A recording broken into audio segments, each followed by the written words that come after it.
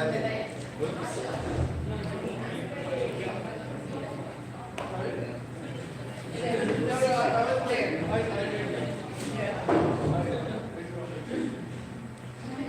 everyone, we're going to be starting in around 2 minutes. So if our friends are not here, tell them to come over. Thank you.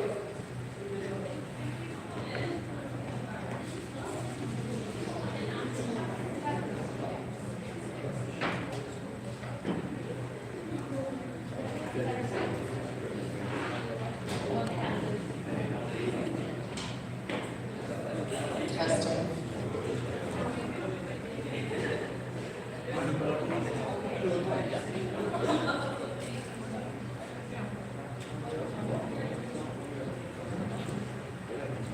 If I sit here, will I get away?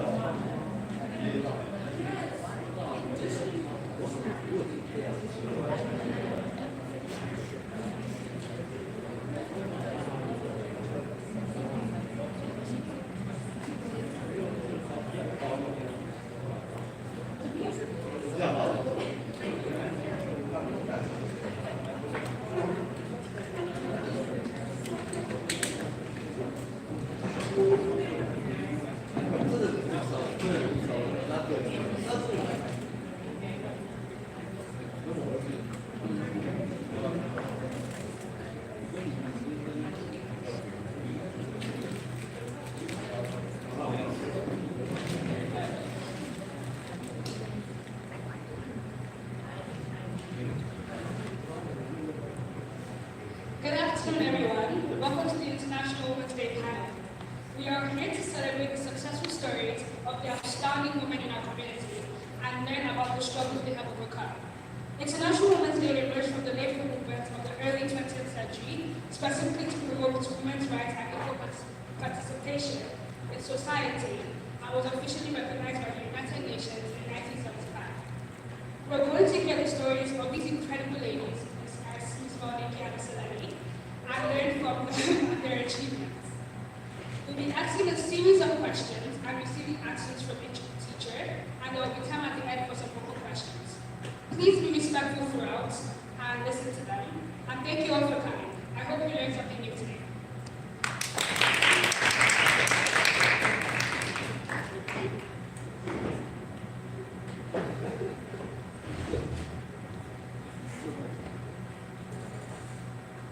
What got you into your field?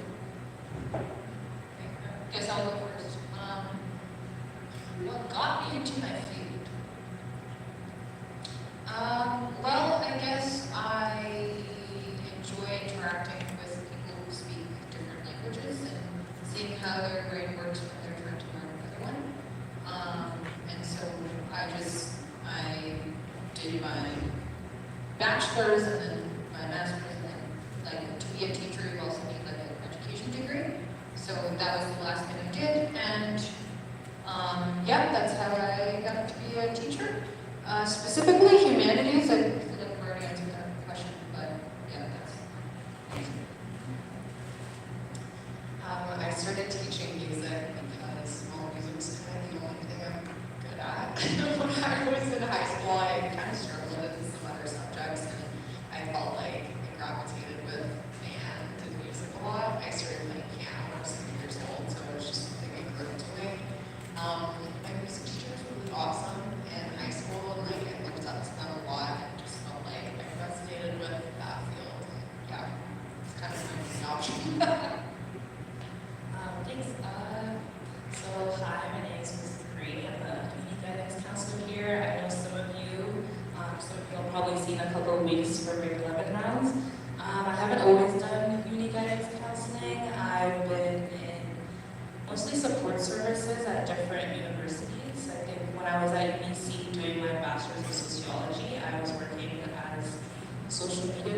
at the Sexual Violence Prevention Response Office. And then I did some time at SFU, working at their Black Student Support Center, and throughout all those roles, it kind of led me to this specific role now, where I get to engage with a bunch of different students from different cultural backgrounds, different histories and traditions, and I just really enjoy getting to know people that I probably wouldn't see on like a regular day out.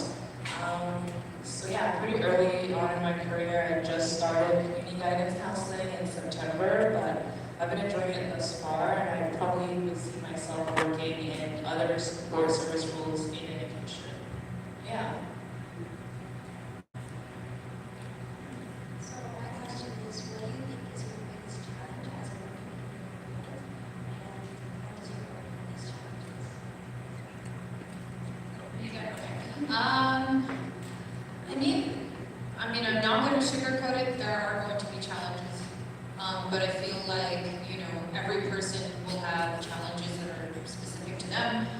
Even though the three of us might face common challenges, I feel like your experiences might be different from mine, especially because we're at the intersection of like racial background and gender identity. So I feel like that definitely influences our experiences. One thing I will say is, like teaching has always been a very traditional occupation for women, I would say. Like over the years, many societies have viewed teaching as either a traditional or like a default occupation for women. So I found over my career, like, in the past, people would assume that because I'm a woman, I'm naturally good at it as a teacher. Or people would say like, oh, you're struggling, blah, blah, blah, but you should be naturally good at this. Well, no, I'm gonna struggle just like everybody else, So I think that's like a common misconception that I have to deal with, I guess. Yeah, teaching is definitely a women dominated field, but I would say from like a music perspective, conducting is a very male dominated field. If you look at orchestras and bands across the country, they're pretty much all male conductors. So I think when I first started studying music education, I felt there were so many challenges, but a lot of them were like intrinsic as well. Like I had to overcome this feeling of inadequacy sometimes, feeling like I wasn't good enough or feeling like others perceived me to be not good enough. And I think even like subconsciously when people believe that, it can affect you whether or not you have the knowledge and you have the talent and the grit. Like if there's perceptions that you're not good enough, then you start to believe as well. And I think I made myself small for a very long time in university to kind of fit into a certain box and make sure like I'm not taking up too much space and I'm not, also trying to prove myself to people. I just wanted to be, I think again as a woman conductor, I feel like there are some natural perceptions that maybe I'm not as knowledgeable as others. So it's just kind of been like a journey to prove myself and feel like self-worth is equated to my time. Yeah, I feel like both of you guys shared quite a bit. I don't know how much more I can really add on to that answer, but I do completely agree with what both of you guys said about the different intersections of our identity kind of manifesting differently in our workplace, in our environments, and how we interact with our coworkers and other peers, and also just having to constantly push yourself so that you are recognized for the hard work that you put in. I know one of the challenges that I face is that since I'm pretty early in my career, it's a little bit nerve-wracking sometimes to sit in a meeting with a bunch of people that have been working in their fields for a very long time and are very knowledgeable, and having to have the courage to speak up for myself and to share my opinions and thoughts during meetings can take a lot of courage, and especially I'm most probably the only Black woman in the room, so that can feel quite burdensome, or I feel like there's a lot of pressure that I have to juggle.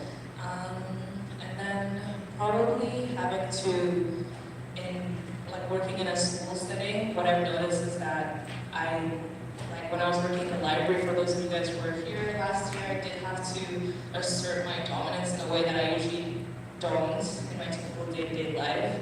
Mr. Conrad, if you guys remember him. He was here. He's like a tall, white, cisgendered man, and he has a very domineering approach to things, especially in like class settings.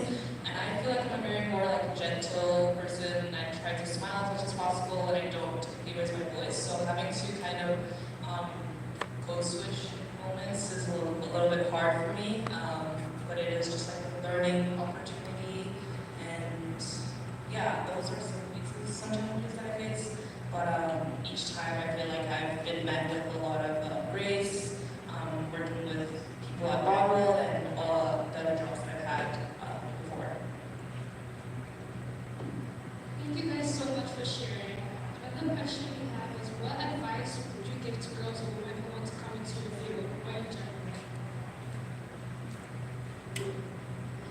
What advice would I give? I think, like, just speaking to what Ms. Marie had said earlier, I feel like so many of us have been told at some point in our lives, like, hey, she's not, you know, or, you know, like, don't be so negative, or, you know, yeah, like, so many of us have been told that.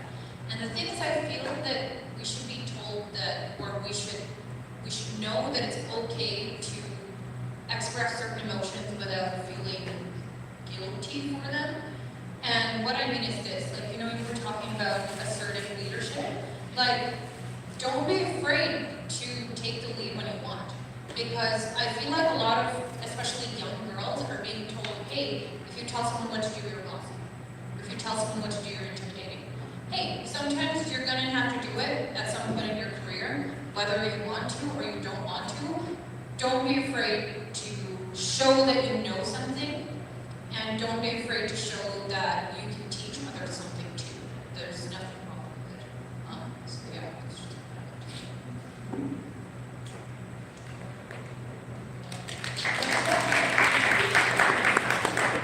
That's really good advice.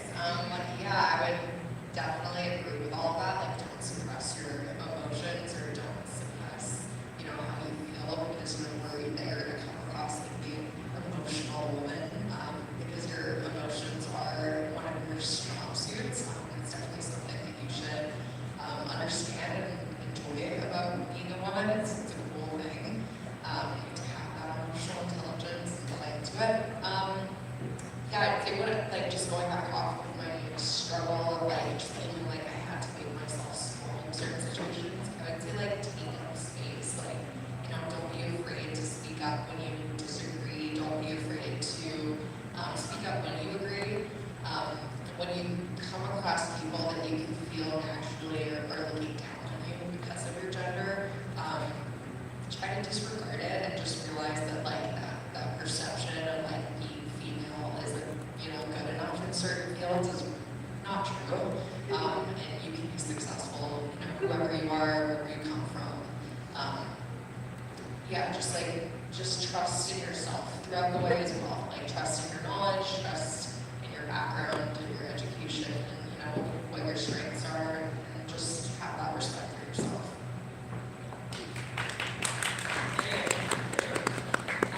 Yeah, you guys had really great points. I don't know how I'm going to talk them off, but I'm going to try to share what I can say.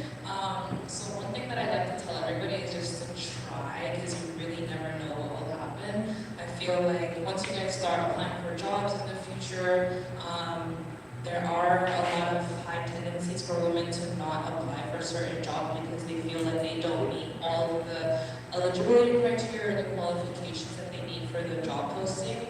And it's really a shame because that means that you're missing out on the opportunity for you to put yourself out there and put your skills and knowledge up front, and to possibly get yourself an interview and a good salary with a good job. And I also say that when I'm meeting with my students during like post-secondary meetings, like you never know what the outcome is going to be.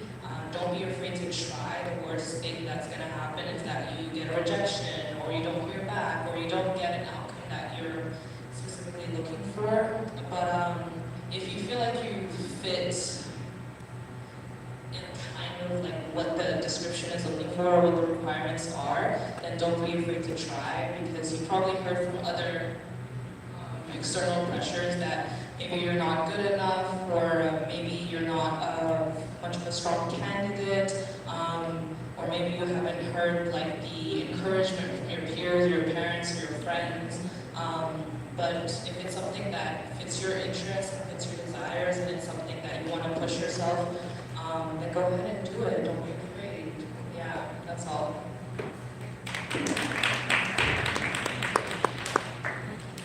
So my question is, what changes do you hope to see in the workplace in the next 5 to 10 years for women? First, I think Ms. Essenbrigg. I think I'm gonna talk. I should have thought about it a little bit more.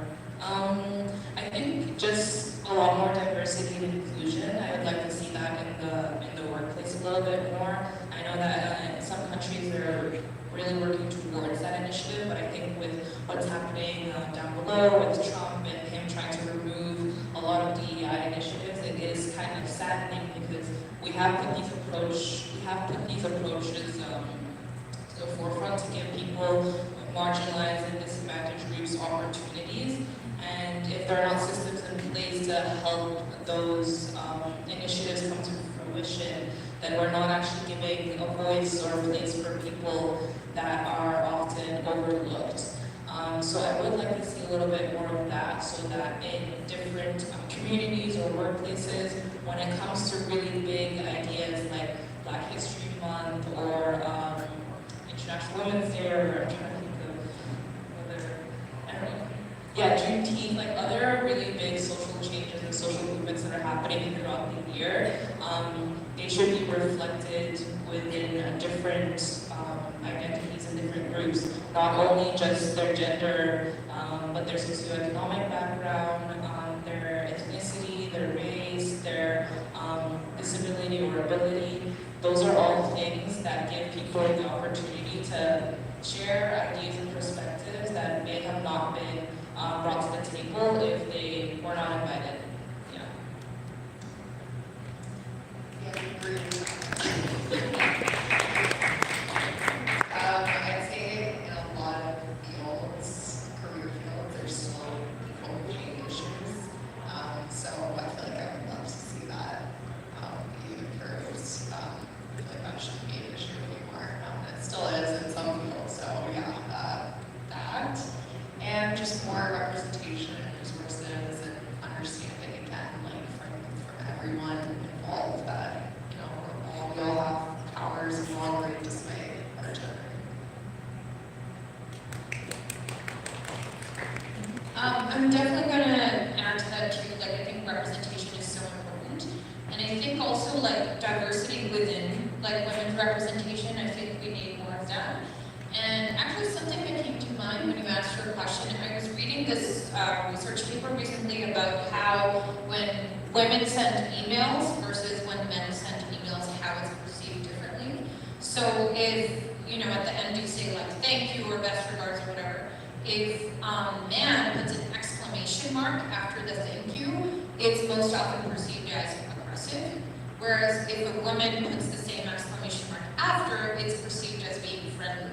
So if you don't put an exclamation mark after, someone's more likely to come and say, oh, are you not happy with X? So what I want to see more in workplaces in the future is just people, not just women, because we need the support of our allies, people in general not being afraid to share their emotions, because I feel like sharing emotions is seen as a very womanly thing, and I want to move away from that. I think if more people are encouraged to share what they feel in productive ways, it definitely could open up doors for us to share what we think and not to stigmatize, you know, feeling certain things.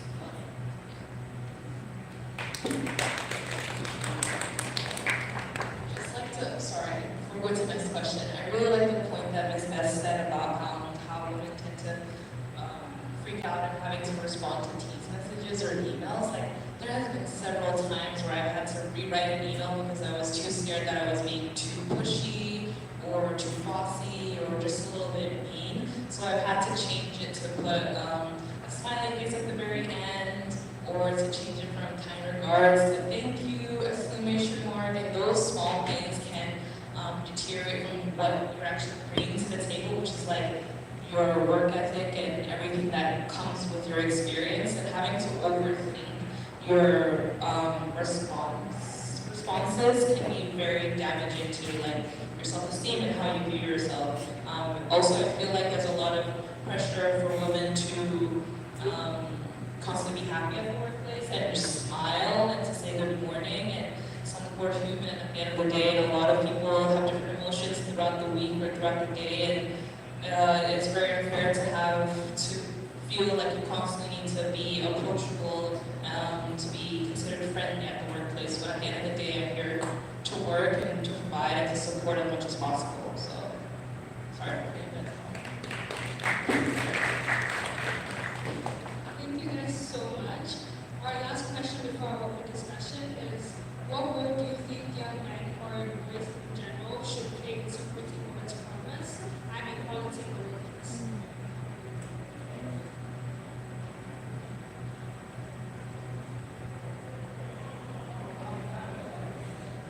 I think avoiding making assumptions is like a really big thing. I've always felt like, again, sometimes I've been like pigeonholed in a certain way of like, oh, you're a female who likes to wear makeup. Like, even if I would do like a full face of makeup when I was in university, I'd have like my, friends come up to me and say like, oh, you spend so much time in your makeup to get your homework done, or like, I just felt like when I wanted to be feminine, it kind of was downplaying all my strengths, and I was looked at differently. Like, I couldn't be both. I couldn't possibly be the girl who liked, to dress up and wear makeup, but also be really smart and have like a 4.0. Like, I couldn't possibly be both.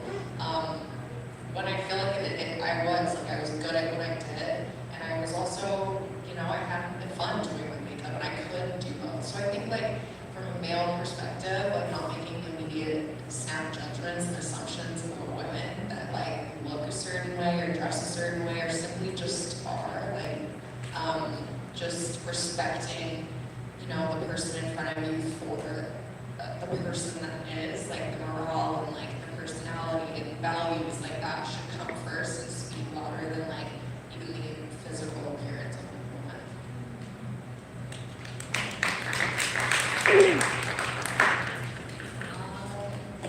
Yeah, I totally agree. Once when I was working at Chipotle as a cashier, some delivery guy asked me to smile, and that was so heartbreaking because it was somebody that I've known for a while, for a couple of weeks, and the one time I said not to smile, and I felt like that was just triggering for you, especially for women, where, like I said, we're always obliged to have a happy, friendly face on. But yeah, try not to assume is a really great point. I also feel like if there are boys and men out there that can encourage their female counterparts, their friends, to push themselves as much as they push themselves. Like, if you want to go to the gym because you want to work on your physical and mental well-being, then don't be afraid to ask your friend that's a girl to join you as well. If that's an idea or that's a goal that they want to work towards, why not go with that person over picking somebody just because they're your guy friend, if that makes sense. Don't assume that like some girls are not strong enough to join you at the gym or not as fun to be at the gym with, because they're pretty cool. Girls live too. But yeah, I think that's all. I can't remember anything. Yeah, I think those were, stupendous answers. I just have a little thing to add, which is, I think something that I really wish would stop is, in general, don't assume what women want, please ask them. I think is a big one. Because let's say that somebody's feeling unwell, or let's say that they're physically upset. Don't say, oh, you're upset because X, so you should go do Y. Maybe ask us what's going on, ask us what we would like, and don't assume what we want or who we are. Just asking questions helps. We'll actually tell you what we want. So.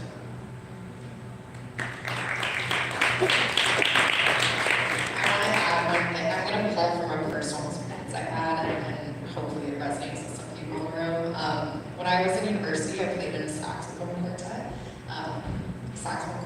Sorry, this is a little band but it's a baritone saxophone, a tenor saxophone, an alto, and a soprano. And I played the soprano saxophone, and the 3 other counterpart players were men. And the soprano saxophone was supposed to be the leader of the group. Like, I was supposed to, make suggestions. I'm supposed to be the one that would be, giving advice. And I found so many times when I would make a point, and again, this is music, but I would say like, oh, I think we should crescendo more into this line. My 3 other counterpoints parts would totally ignore me, disregard what I had said, and then 5 minutes later, one of them would be like, oh, that would be a really good idea, we crescendo.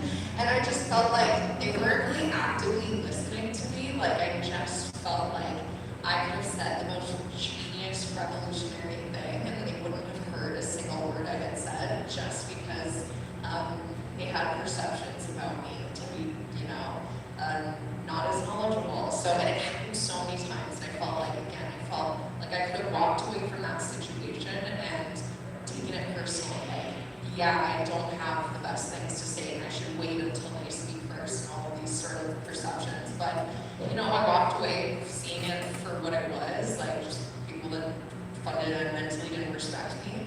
And I think now in my career, like I do speak up for myself and I say what I think, and I observe a lot of men that do listen.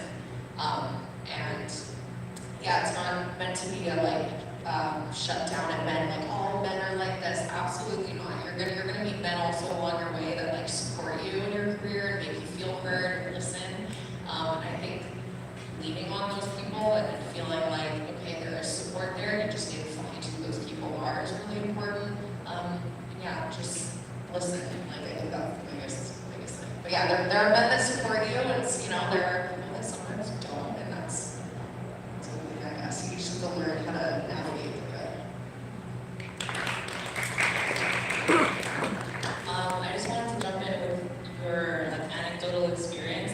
I think a lot of the responsibility should be shared, because if things like that happen, it's very hard to in the moment react and defend yourself or to speak up for yourself, but it's also up to the people that are around you to speak up as well and to call people out when they're evidently wrong for doing something that is clearly microaggressive. So yeah, please try not to ignore the bystander effect and speak up whenever you see something that's uncomfortable or discriminatory, because that will do so much to the person that is experiencing that microaggression. So yeah, don't just watch. Try your best to speak up when appropriate, as long as it's safe to do so. And also about assumptions. Yeah, try your best to not assume if somebody is tired just because they're not wearing makeup one day. Yeah, there was a time I used to do full face makeup. I don't do a lot of makeup now, but I used to do my eyebrows, my lashes, everything. And then I just stopped for a really long time, and every time I would walk into either a Chipotle at a grocery store or at a law firm, I would get the question, wow, you look really tired or sick, and it's just so hurtful because I'm still showing up for work. Clearly I'm not sick or nothing's wrong with me. I just decided not to put makeup on that day. So just please don't assume anything like that. And yeah, and also I think this goes for a lot of people know this, but don't just assume that somebody's on their cycle if they're angry or if they're showing emotion. That's very, very a very touchy and sensitive subject, and you shouldn't be bringing those types of materials or topics at a workplace or at a classroom. And that's all. Yeah, I just wanted to, those are such good points, and I just wanted to add the thing about the cycle. If you assume that someone is upset because of their cycle, mentioning it is going to make it worse. So, yeah, just please stay away from it. Yeah. Asking questions is okay, but assuming and bringing it up, yeah, good job. Then you're just feeding into a stereotype. We're not just saying oh, don't ask questions or don't be inquisitive about somebody's health or how they're doing. It's just be respectful, I guess, and yeah, don't feed into stereotypes.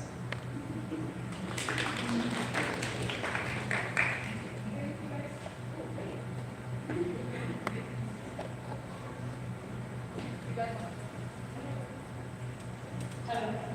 Thank you guys so much. Now we're going to move to the Q&A.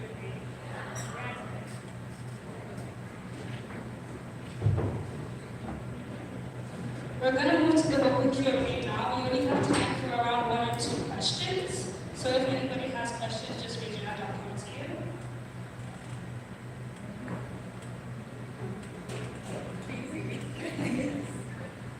Okay, so Gabby then.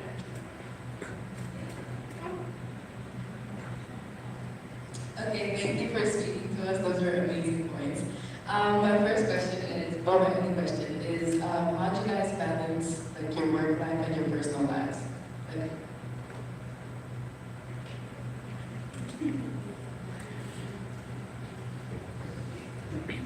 I don't. oh, that's sad. I'm sorry. Yeah, I'm very strict with my work life and personal life. Teams, you will not be able to hear from me over the weekend. You will not be able to hear from me past 5 p.m. or before 9 a.m. Even if I do see your message in passing because I'm closing the app on my phone, I will unfortunately not respond just because I'm no longer at the workplace. It's not urgent enough for me to get to, and most of the time the questions are able to wait. I also try to divulge into like hobbies and fun things like going to the gym, reading or hanging out with friends, and just stay away from my emails and like work-related things when it's not work hours. Yeah.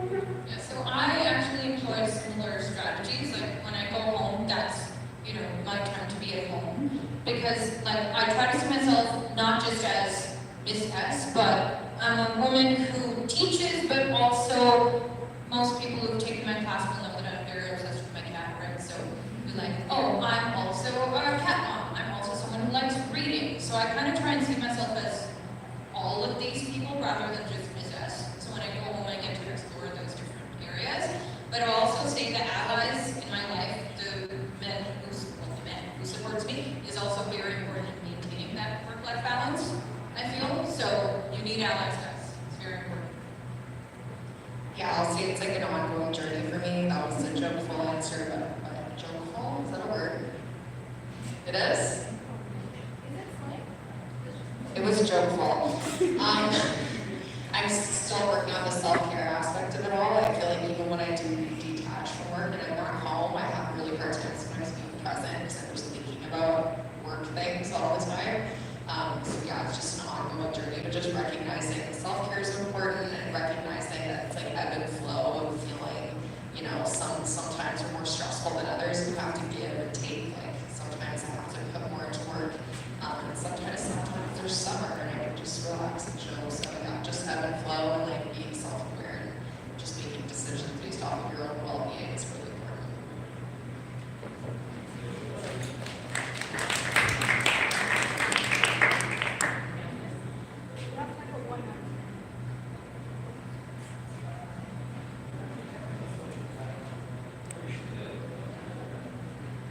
Well, anybody can answer, but how do you show yourself love? And how do you come to love yourself?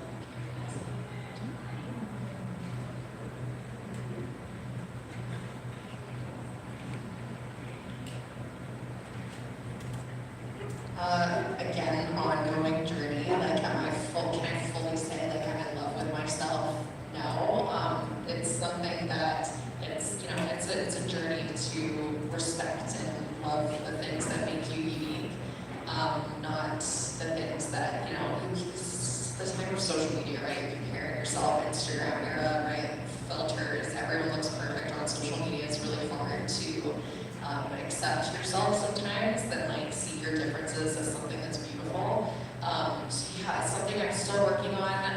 I'm working on it through the process of mindfulness, through the process of just accepting myself, and understanding that like your flaws are something that actually make you cool, and like that's what makes you a person, as opposed to just like trying to be this like perfect, picture perfect, person. I respect the things about myself that, are flaws. Yeah, I just want to say